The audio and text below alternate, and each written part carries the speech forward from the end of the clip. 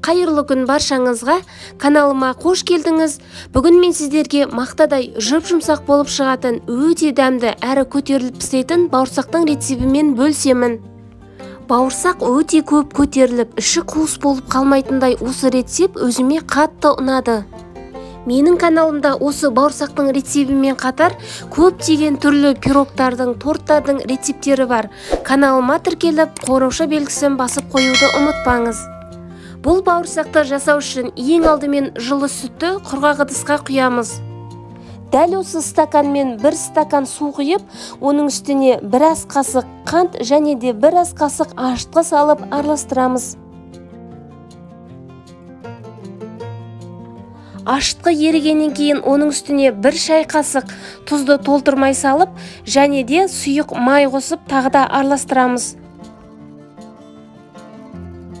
Алдын ала елеуіштен өткен ұнды шет-шетінен аз-аздан сала отырып, ең алдымен қасықпен араластырып, масса қоюланғаннан кейін қолымызбен жұмсақтау етіп қамыр илейміз.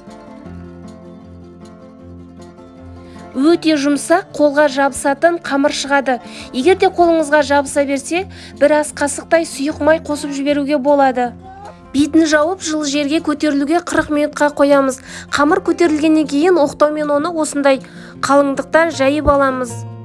Бауырсақ кескіштің немесе осындай стаканның көмегімен дөңгелектеп бауырсақтарды формасына келтіріп кесіп шығамыз. Дайын бауырсақтардың бетін жұқа орамалмен жауып, көтерілуге 7-8 минутқа қалтырамыз. Алдын ала қызып тұрған майда 2 беті қызарғанша пісіріп аламыз. Бауырсақтың қамырын міндетті түрде жұп-жұмсақ етіп илеуіміз қажет. Бауырсақ бірінші сортты ұнға қарағанда жоғарғы сортты ұннан өте жақсы болып піседі. Піскен бауырсақ өте майлы болмас үшін өсімдік майымен қатар қойдың еріген тоң майын да қосып жіберуге болады. Дәл осындай өте жұмсақ әрі дәмді бауырсағымыз дайын.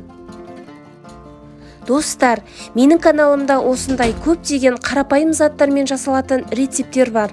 Алдағы уақытта шығатын керемет рецептерді өткізіп алмас үшін каналыма тіркеліп қоңырауша белгісін басып қойыңыз.